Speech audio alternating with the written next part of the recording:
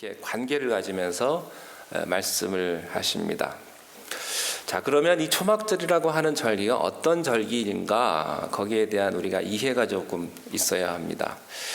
유대인들이 지키는 큰 명절이 세 가지가 있는데요. 하나는 유월절이고, 그리고 칠칠절이고, 그리고 오늘 나오는 초막절입니다. 초막절을 다른 말로 하면 장막절이라고도 하지요. 그러니까 초막, 장막, 이 말을 조금 더 쉽게 설명을 드리면 텐트입니다. 텐트. 장막, 천막절기다, 이렇게 생각을 하시면 쉬울 겁니다. 이 초막절에는 두 가지 아주 핵심적인 뜻이 있는데요. 첫 번째는 이스라엘 백성들이 애굽에서 탈출을 해가지고 광야에서 40년 동안을 유리방황을 하는데, 하나님의 약속의 땅을 가기 위해서 40년 동안의 그 광야 생활을 할 때에 거기 집이 없었습니다.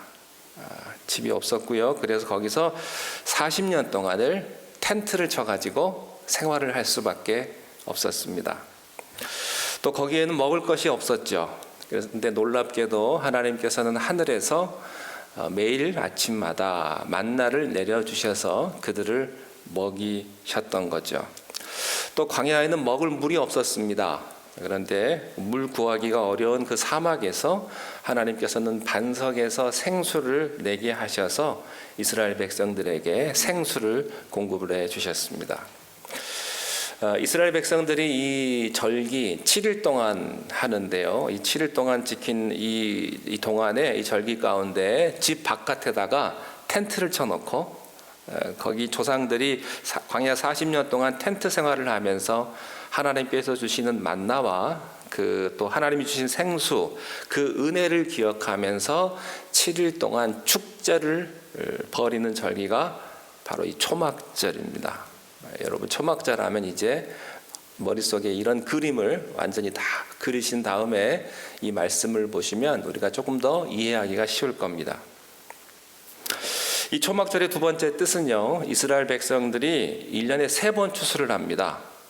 첫 번째 추수할 때가 맥추절인데, 이 맥추절 때 칠칠절, 오순절이라고도 하는데, 이때 맥추절기, 보리를 수확을 해가지고 감사하는 절기고, 이 초막절은 3번의 추수 가운데 가장 마지막 추수 때, 우리식으로 따지면 추수감사절입니다.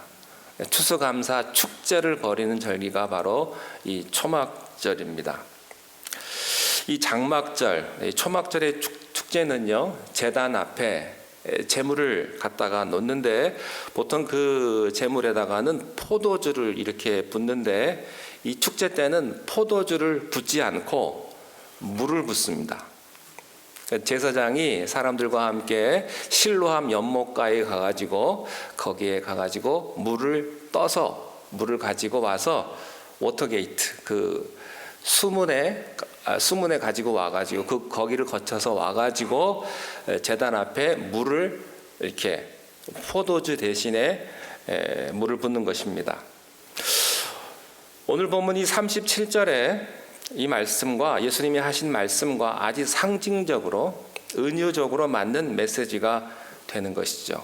물을 붓는데, 바로 그때에 그들은 이사야의 말씀과 시편의 말씀을 외우면서, 그리고 읽으면서 낭송을 하면서 이 축제를 참여했던 것이죠.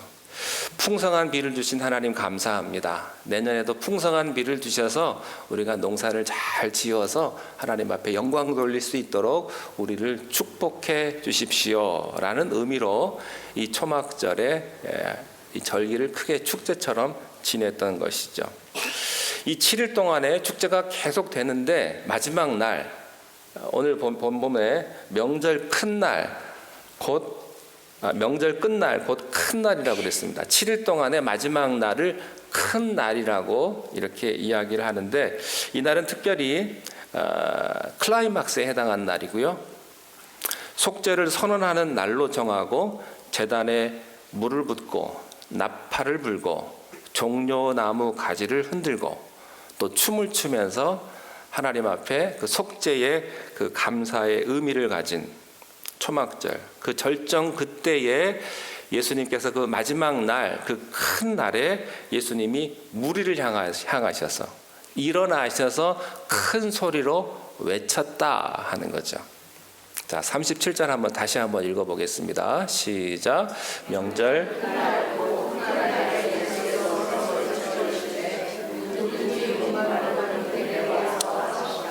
누구든지 목마르거든 내게로 와서 마시라. 이 말씀을 초막절 마지막 날 큰 날에 일어서셔서 큰 소리로 외치셨다고 한 사실입니다. 예수님께서 초청의 말씀을 이 초막절 마지막 날에 모든 사람들이 들을 수 있도록 이렇게 외친 것입니다. 목마른 자들아 다 내게로 오라. 이 메시지의 특징은 초청입니다. 하나님은 여러분을 초청하십니다. 세상은 여러분을 거절합니다. 하나님은 여러분을 환영합니다.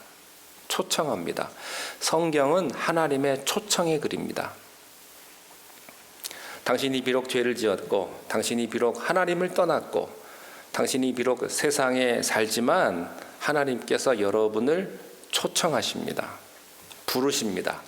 이것은요, 저녁 한 끼 먹자고 하는 그런 초청이 아니고, 이런 부름이 아니고, 영혼의 초대요, 축복의 초대요, 행복의 초대입니다. 예수님의 이 초청의 메시지가 마태복음 11장 28절에도 있지요. 아주 유명한 초청입니다. 우리 함께 한번 볼까요? 시작. 수고하고 무거운 짐진 자들아 다 내게로 오라. 내가 너희를 쉬게 하리라. 예수님은 우리를 초청하십니다. 인생이 피곤한 사람, 인생의 방향을 잃어버린 사람, 인생의 의미를 잃어버린 사람, 탈진한 사람, 자살하고 싶은 사람들, 인생을 포기하고 싶은 모든 사람들은 다 내게로 오라. 내가 너희를 쉬게 할 것이다.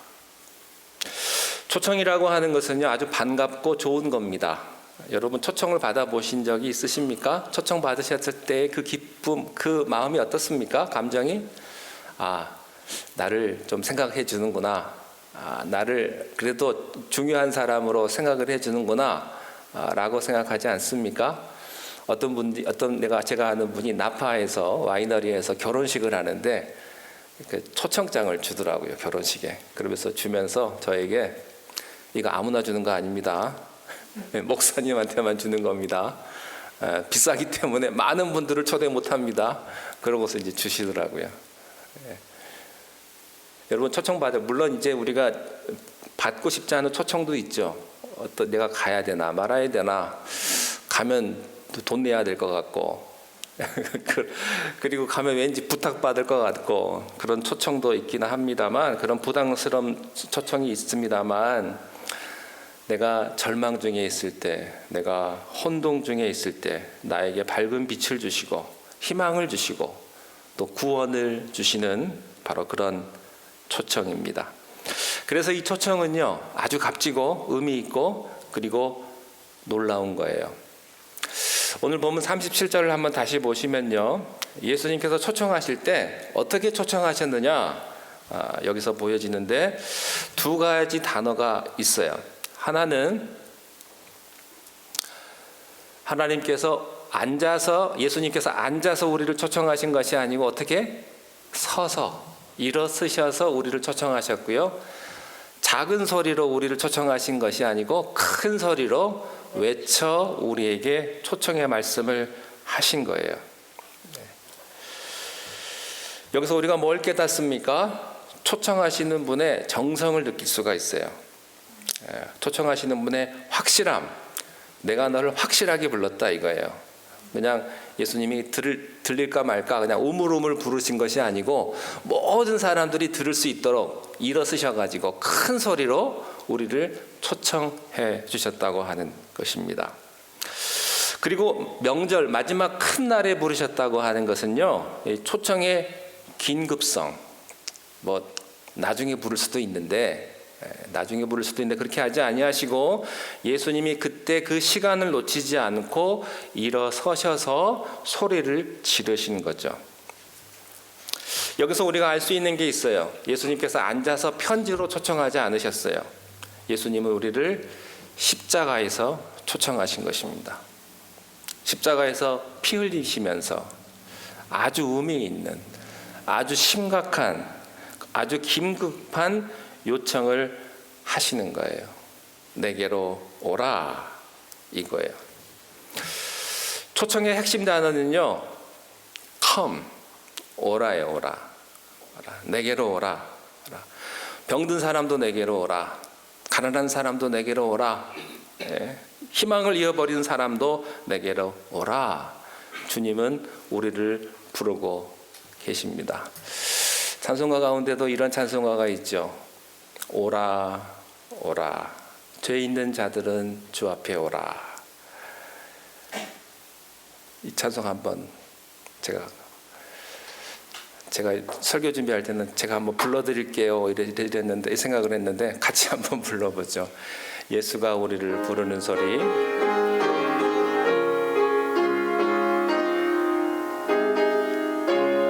1절만 하겠습니다. 예수가 우리를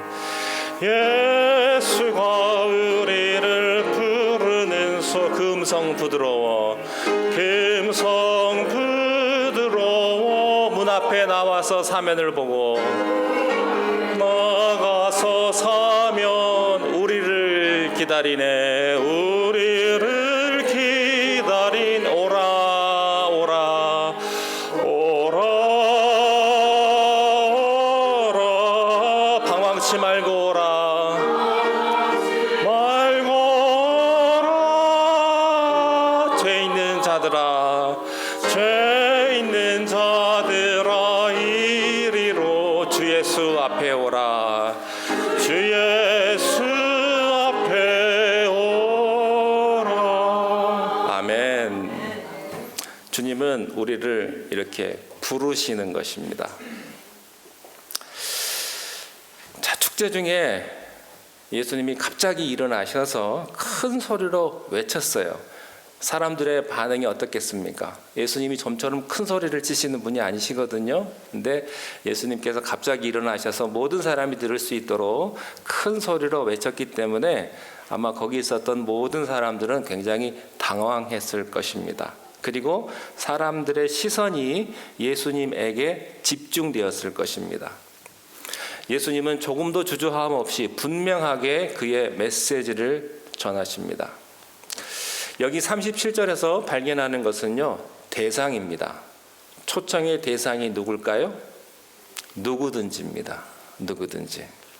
어떤 특별한 사람만 초청하는 것이 아니라, 목사만 초청하는 것이 아니고, 가난한 사람이나 부요한 사람이나 건강한 사람이나 병든 사람이나 또 실패한 사람이나 성공한 사람이나 무명한 사람이나 유명한 사람이나 백인이나 흑인이나 누구든지 예수님은 초청하신다고 하는 것입니다. 목마른 것은 내게로 와서 마셔라. 여기서 또 발견하는 것은 무엇입니까? 구원의 초청에는 조건이나 제한이나 한계가 없다는 것입니다. 여러분 안심하십시오. 여러분은 초청의 대상이십니다. 사도행전 22장 21절의 말씀을 보면요, 오순절날 요엘 선지자의 예언의 말씀을 하시면서 그 마지막 부분에 이런 말씀이 있어요. 사도행전 21장 2장 21절인데요. 같이 시작. 누구든지 주의 이름을 부르는 자는 구원을 받으리라. 누구든지 조건이 없습니다. 누구든지 주의 이름을 받는 자는 구원을 받을 것이요. 누구든지 주께로 나오면 주님께서 그를 쉬게 해주시고 그에게 생수를 주실 것이다 하는 것입니다. 저는 여러분들이 예외 없이 주님의 초청의 대상자이심을 믿습니다. 주님이 오셔서 목마른 여러분의 인생을 해결해 주시는 그런 놀라운 축복이 있게 되기를 바랍니다. 세 번째, 이 초청의 메시지 중요한 것은 초청의 내용입니다. 내용. 그 내용은 무엇입니까? 내게로 와서 마시라 하는 거예요. 예수님께서는 요한복음 14장 6절에서 이런 말씀을 하셨습니다. 내가 곧 길이요 진리요 생명이니 나로 말미암지 않고는 아버지께로 올 자가 없느니라. 이사야 55장 1절에 보면 오늘 이 초청의 메시지하고 비슷한 예언이 이사야서에 나옵니다. 1절을 함께 읽겠습니다. 시작. 오라 너희 목마른 자들아 물로 나아오라.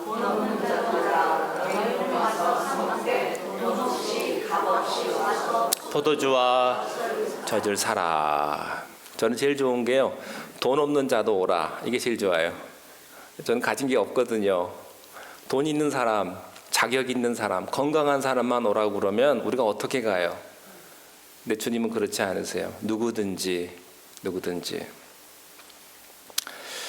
우리 주님의 초청의 메시지는 목마르거든 내게로 와서 마셔라 라고 하는 것입니다. 여러분, 여기에는 돈이 들지 않습니다.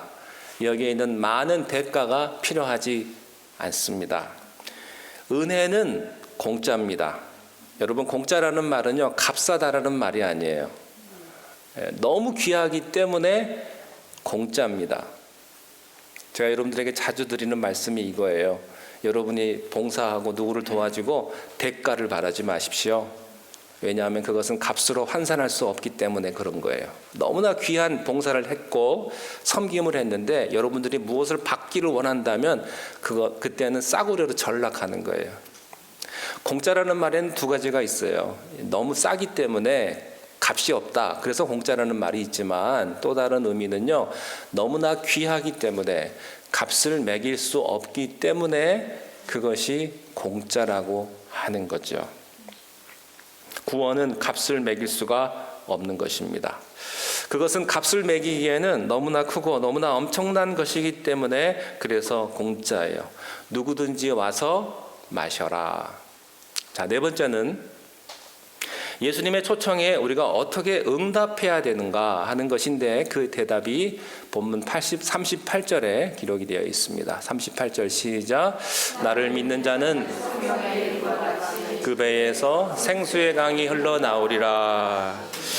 초청에 응답하는 방법을 예수님이 가르쳐 주셨습니다. 어떻게 내가 그 예수님에게로 갈 수가 있겠는가? 오늘 말씀에 보면 나를 뭐 하는 자는?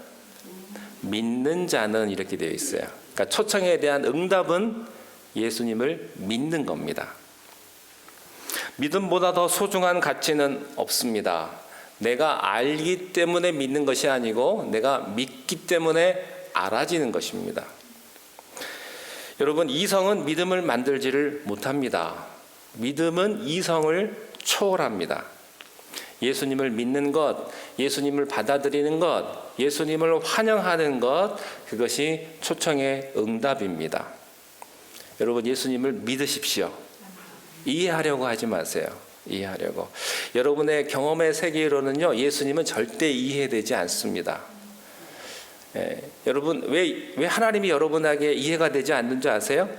여러분의 이성으로 접근하기 때문에 하나님이 이해가 안 되는 거거든요.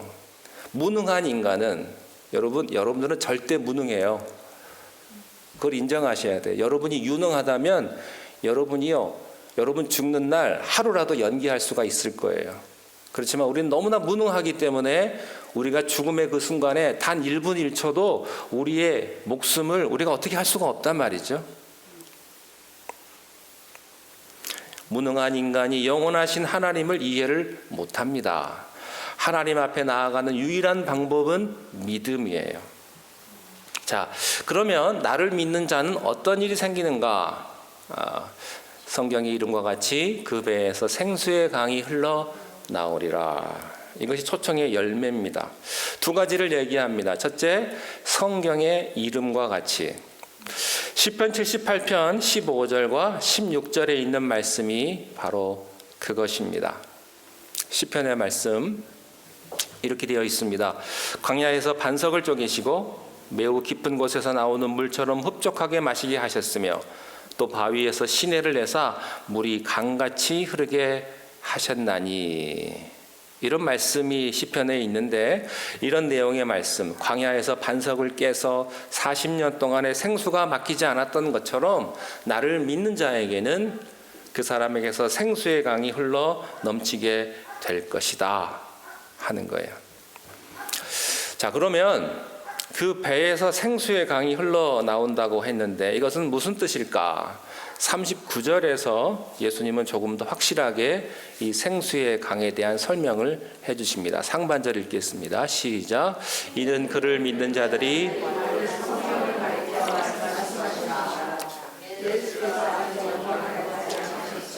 성령이 아직 그들에게 계시지 아니하시더라.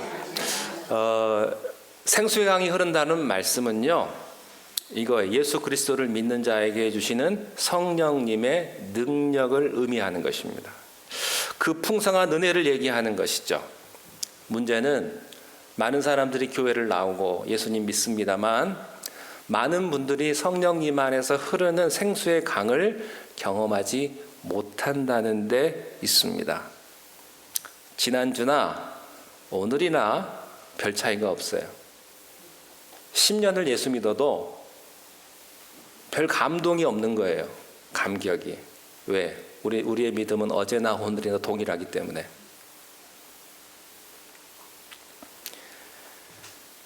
여러분, 이것은 교회는 나왔지만 생수의 강이 흘렀다 이렇게 말을 못하는 거예요. 아무 감동이 없어요. 그냥 똑같아요. 어제나 오늘이나 예배 드린다고 달라진 게 있어요? 그냥 왔다 그냥 가는 거죠. 확실하게 말할 수 있어요. 그 사람은 생수의 강이 흘렀다고 말을 할 수 없어요. 생수의 강이 흐르지 않았다는 거예요. 강은 있는데 물이 없는 강. 우물은 있는데 물이 없는, 다 말라버린 우물. 여러분의 샘물은 어때요? 거기 물이 있어요? 아니면 다 말라버렸어요? 쩍쩍 갈라진 논처럼 한여름에. 예수도 믿고 교회도 나오고 성경도 보는데요, 그 사람 삶 속에는 어떤 감동과 충만함과 기쁨 이런 것들이 없는 거예요. 근데 어떤 사람들은 보면요, 기쁨이 넘치고 돈이 없어도 불안하지가 않고 몸이 좀 아파도 병들어 위축되지 않고요, 항상 은혜가 넘쳐요. 자기도 힘든데 여러분, 사람들은요 다 자기밖에 몰라요. 사람들은요 자기가 제일 불쌍하다고 생각하고요, 자기가 제일 어렵다고 생각해요. 왜? 자기의 감기가 다른 사람의 암보다 더 위대하니까. 그래서 항상 자기 내가 제일 힘들어요. 다른 사람을 보지를 못해요. 내가 제일 불쌍하고 도움받아야 될 사람, 위로받아야 될 사람은 자기밖에 없다고 생각을 해요. 근데 어떤 사람은요, 아무리 봐도 힘들고 아무리 봐도 고통스러운 사람인데 그 사람은 다른 사람을 격려하고 다른 사람을 축복하고 다른 사람을 이렇게 세워주는 사람이 있단 말이죠. 뭔가 남에게 계속 쏟아주려고 그래요. 찬양을 부르고 기쁨과 감사를 하나님 앞에 드리고요. 생수의 강이 흘러넘치는 사람들, 가진 것도 없는데 왜 그렇게 기쁘고 왜 그렇게 즐겁고 왜 그렇게 감사합니까? 여러분 모두 이것을 경험하기를 축원합니다. 나를 믿는 자에게는 그 사람에게 성령님이 계시다 하는 거예요. 저는 오늘 예수님의 초청을 다시 여러분들에게 전해드리고 싶습니다. 누구든지 목마르거든 내게로 와서 마셔라. 나를 믿는 자는 성경의 이름과 같이 조상들이 광야에서 샘물을 경험했던 것과 같이 여러분 안에, 여러분 우리의 인생이라고 하는 것은 광야예요. 인생이 별게 없습니다. 우리가 사는 곳은 사막이죠. 사막. 뜨거운 태양이 있고 먹을 것은 없고 거기에서 죽느냐 사느냐를 매일매일 결정할 수밖에 없는 그런 사막 한가운데 우리들이 사는 거예요. 세상은 사막과 같은 거예요. 여러분, 이 인간이라고 하는 껍데기, 우리들의 실존은요 사막과 같은 거예요. 언제 죽을지 모르고요, 언제 누가 나를 죽이려고 달려들지 모르는 것이 이 세상 아닙니까? 그러나 건질 것은 아무것도 없는데 여기에서 생수가 터지는 거예요. 생수가 흘러 넘친다는 것이죠. 그래서 내 생수가 있는 데는 나무를 심으면 나무가 다 잘 된다고 하는 것입니다. 생수가 있는 곳에는요 물고기들이 항상 거기에 있다는 거예요. 생수의 강이 흘러 넘치리라. 그래서 시편 1편에 보면 복 있는 사람은요, 시냇가에 심은 나무가 어디에 심었어요? 시냇가에 심은 나무가 과실을 맺음과 같이 그 잎사귀가 마르지 않고요, 그 행사가 다 형통하리로다.